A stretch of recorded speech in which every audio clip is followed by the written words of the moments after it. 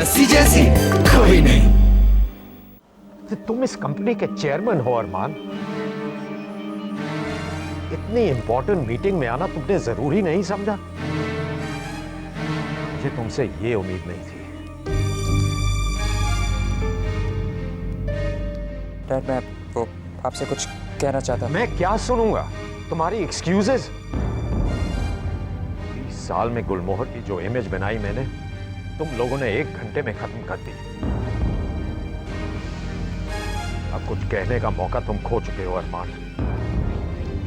अब कुछ कहने सुनने के लिए बचा ही क्या है? डैड, मुझे माफ कर दीजिए प्लीज। प्लीज डैड, आप तो कुछ भी कर सकते हैं, तो जो कुछ भी हो रहा है उसे संभाल लीजिए डैड। क्या क्या संभालूं मैं? ये कंपनी, ये परिवार, ये रिश्ते, क्या संभालूं? आज तक हमारा परिवार इस कंपनी की ताकत था, आज वही कमजोरी बन गया। जब पेड़ ही टूट रहा है तो पत्तों और टहनियों का क्या दोष? कमी तो कहीं जड़ों में ही होगी। आज मुझे अपनी हार नजर आ रही है।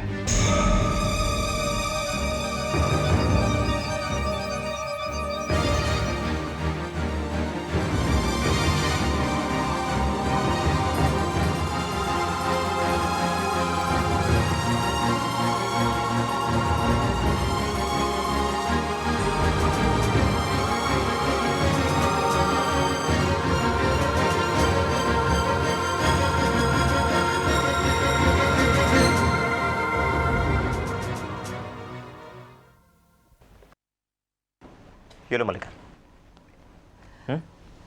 आई एम सो सॉरी, मेरी वजह से आज। कम ऑन मलिका, सॉरी कहने की कोई जरूरत नहीं है। तुम्हारी वजह से नहीं हुआ ये सब।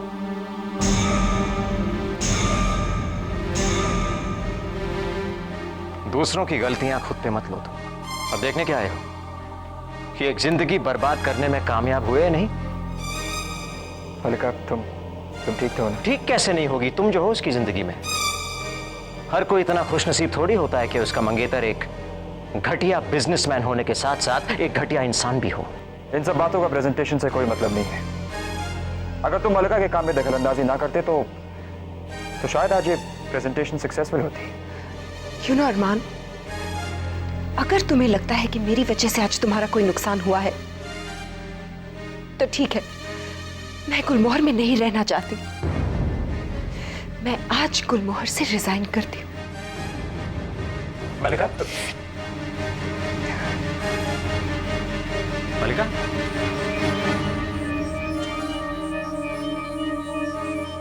गुलमोहर के साथ तुमने जो कुछ भी किया है उसके लिए मैं तुम्हें माफ कर भी दूं, मगर मलिका का एक एक आंसू मेरे लिए इस कंपनी से कई ज्यादा कीमती है।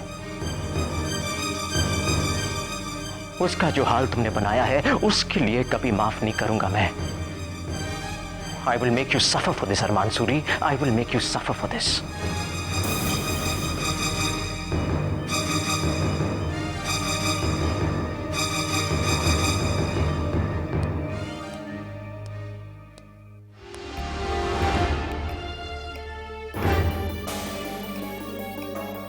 जा क्यों रही हो? यही तो मौका है कुछ कहने का। यही ऐसा मौका है जब कुछ कहने की जरूरत नहीं है। क्यों? अरे बहुत कुछ कह सकती हो तुम जस्सी। प्रेजेंटेशन का फ्लॉप हो जाना, मेरी हार की खुशी मना सकती हो तुम। किसी की हार की खुशी मनाना मुझे अच्छा नहीं लगता। तो फिर अपनी जीत की खुशी मना लो जस्सी। प्रेजेंटेशन का फ्लॉप होना हम सबकी हार है। See Jassi, I know when I am wrong, okay? और आज मुझे अपनी 2 गलतियों का एहसास हुआ। एक जो बोर्ड रूम में हुई, और दूसरी जब हमारी पहली मुलाकात हुई थी तब। मैंने तुम्हें समझने में बहुत बड़ी गलती की। Hate at first sight। नहीं, ये नफरत नहीं है। प्यार और नफरत इतनी आसानी से नहीं होते जस्सी। तुम्हें देखकर मुझे बहुत गुस्सा आया था। तुम्हारा ये मिडिल क्लास बेचारा सा चेहरा, तुम्हारे बाल, तुम्हारे कपड़ों का रंग, सब कुछ, हर चीज को देखकर गुस्सा आया था।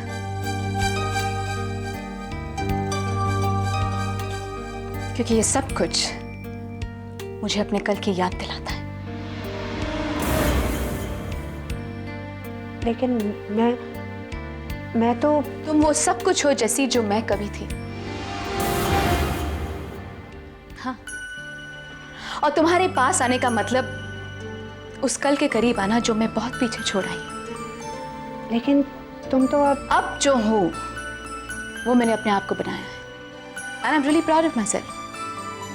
इनफैक्ट तुम्हें भी ये फील करना चाहिए, शायद इससे ज्यादा, क्योंकि तुमने बिना बदले कामयाबी हासिल की है। कमियों को छुपाने की जरूरत उन्हें होती है जिन्हें अपने आप पर भरोसा नहीं होता अरुंधति। इसलिए तो मैंने कहा कि मैंने तुम्हें समझने में बहुत बड़ी गलती की। दूसरों को पहचानने में गलती वही करते हैं जो अपनी पहचान दूसरों से बनाते हैं। तुमने मुझे क्या समझा या क्या नहीं, या आप क्या समझते हो, इसे मैं अपने आप को बदलूंगी नहीं, क्योंकि मैं जानती हूँ मैं क्या हूँ, एक मिडिल क्लास लड़की। और ये मेरी कमी नहीं, मेरी ताकत है। You're right, जस्सी, और ये ताकत मुझ में नहीं है।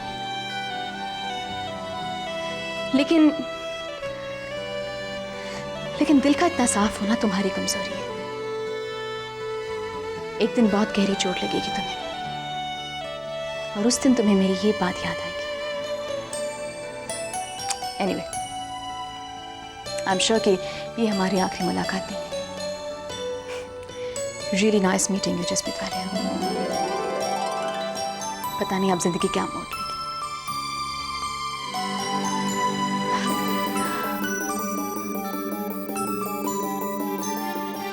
All the best.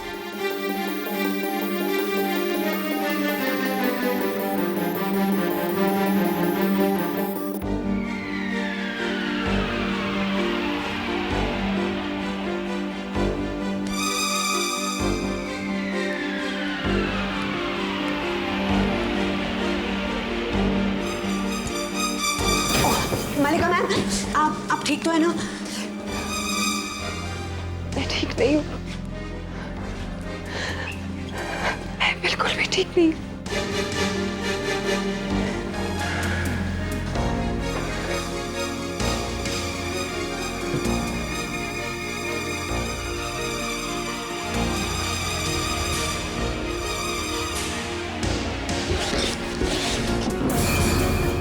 मालिका मैम,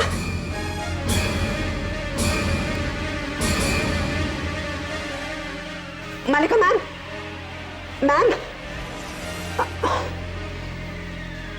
मालिका ma'am,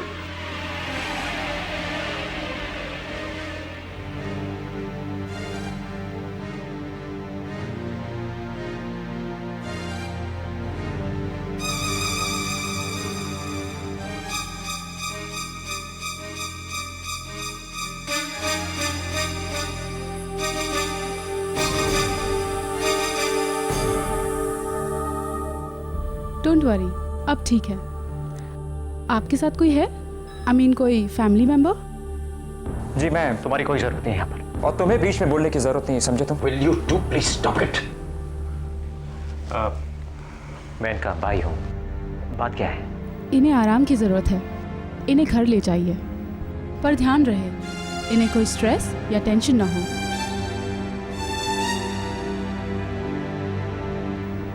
okay, take care. Thank you doctor. Thanks uncle, मैं गाड़ी लेके आता हूँ।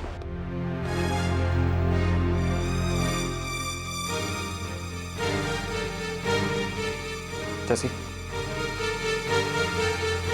मलिका, अरमान प्लीज, मुझे तुम्हारी मदद की जरूरत नहीं है। मलिका, सब तुम चलने की हालत में नहीं हो, चलो।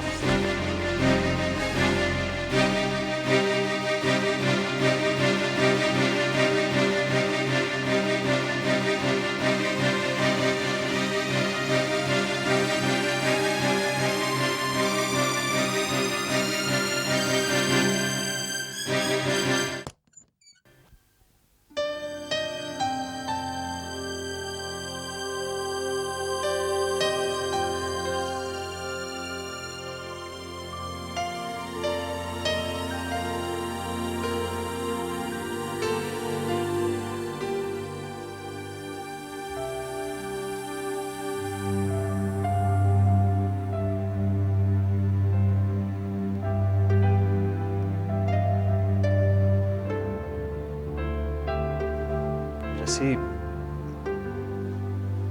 क्या मैं बहुत बुरा बाप हूं? नहीं सर।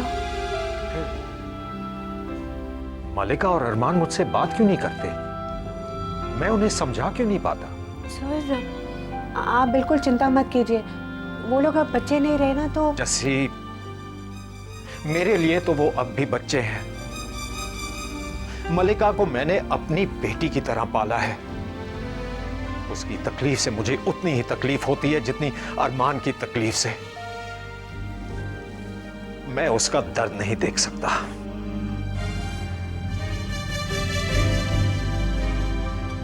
अरमान प्लीज जाओ यहां से, मुझे तुम्हारी जरूरत नहीं। Go. Stop it Malika, stop it please. क्यों? बहुत तरस आ रहा है तुम्हें मुझ पर? मुझे तुम्हारे एहसान की कोई जरूरत नहीं, मुझे किसी की कोई जरूरत नहीं। मैं अकेली रह सकती हूँ।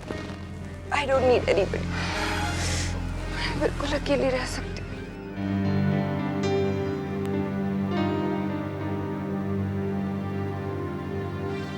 तुम शायद ठीक कह रही हो मलिका, तुम्हें वाकई किसी की जरूरत नहीं है। जरूरत है जस्सी, जरूरत है। उन दोनों को एक दूसरे की जरूरत है। गुलमोहर को उन दोनों की जरूरत है। मेरी तो समझ में नहीं आता कि जब सब गुलमोहर की कामयाबी चाह रहे हैं तो ये लड़ाई झगड़ा क्यों? सर बात सिर्फ गुलमोहर की तो नहीं है ना, ये अरमान सर और मलिका मैम के आपसी रिश्ते की है सर। वही तो मैं कह रहा हूं। एक रिश्ते को बनने में, पनपने में सालों लग जाते हैं। कोई किसी का हाथ यूं ही नहीं थाम लेता। ये जिंदगी भर का साथ होता है, एक वादा होता है, और इसकी बुनियाद इतनी कमजोर नहीं होती कि एक कंपनी के मामले की वजह से हिल जाए। सर रिश्ते की बुनियाद चाहे कैसे भी हो, अगर दिल के तार एक सुर में हो ना, तो चाहे कोई भी तूफान आ जाए, रिश्ता सुरीला ही होता है सर। ऐसा मेरी बेबे कहती है। शायद मेरे बच्चों की जिंदगी में यही कमी है कि उनके पास कोई बेबे नहीं।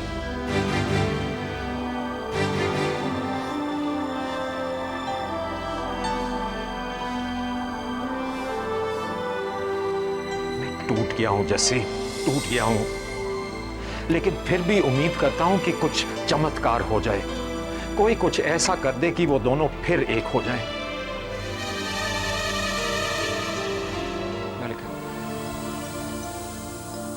हम दोनों एक दूसरे के साथ नहीं रह सकते क्योंकि हम एक दूसरे के लिए बने नहीं, और इससे पहले हम एक दूसरे को तोड़ दें, हमें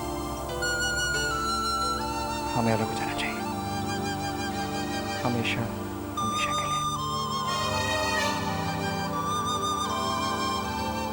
अगर वो दोनों अलग हो जाए, सब कुछ खत्म हो जाएगा।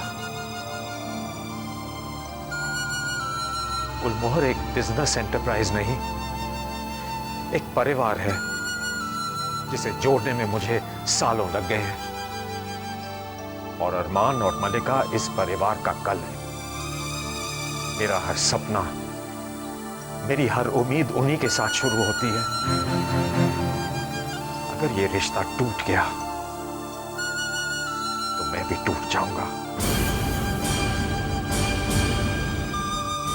जिंदगी बिखर जाएगी हमेशा के लिए।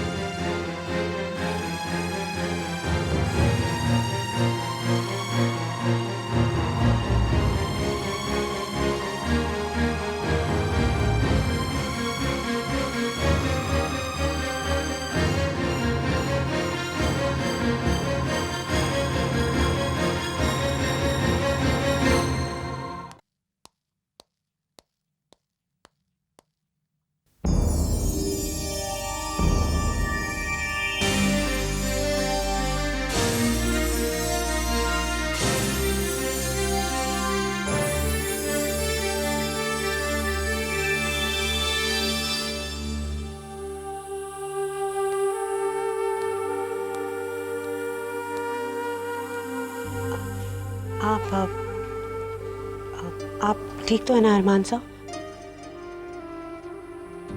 हाँ।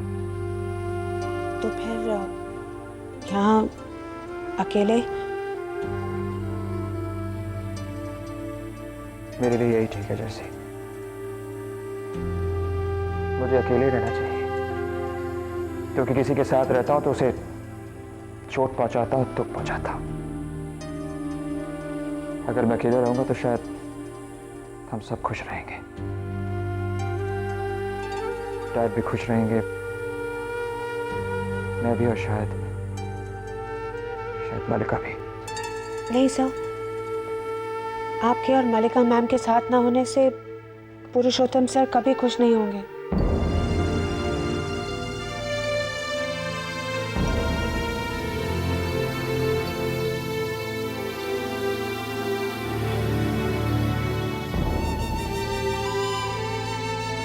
वो वैसे भी कहाँ खुश हो सकते हैं जैसे। उन्होंने तो शायद खुश होने का उसी दिन खो दिया था जिस दिन मैं पैदा हुआ था। जैसे मैं उनका इकलौता बेटा हूं, एक ऐसा लायक बेटा जिसने उन्हें धोखा दिया, उनके बिजनेस को बर्बाद कर दिया और उनकी बेटी जैसी बहू को तुम पहुंचाया। सर प्लीज, इस तरह अपने आप को ब्लेम करने से तो कुछ नहीं होगा ना। और वैसे भी आपने ये सब जानबूझकर थोड़ी ना किया।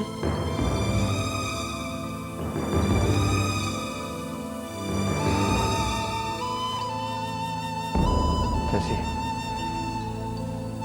तुम्हें पता है कि तुम्हारी सबसे बड़ी प्रॉब्लम क्या है? तुम बहुत अच्छी हो।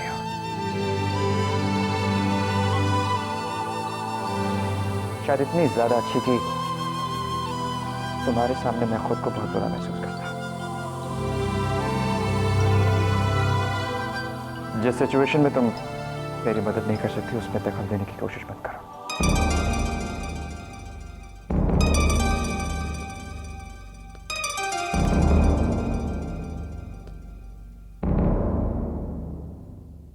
मुझे अकेला छोड़ दो जैसी।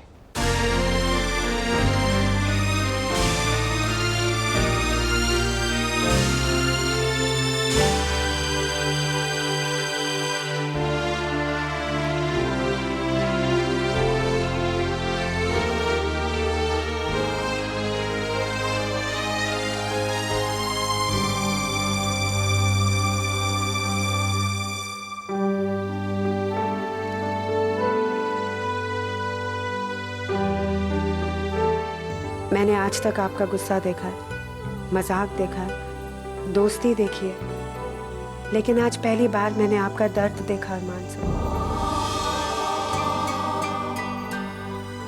और मुझसे देखा नहीं गया। मलिका मैम के साथ रहने से अगर आपका दर्द कम होता है तो आप दोनों को साथ लाना अब मेरी जिंदगी का मकसद है।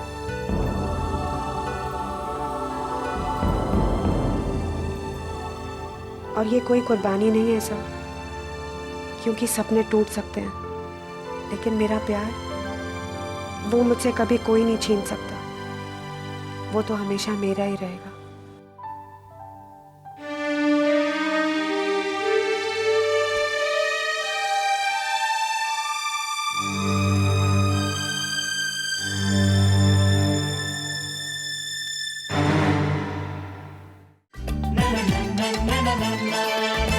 जैसी ऐसी कोई नहीं, जैसी जैसी कोई नहीं।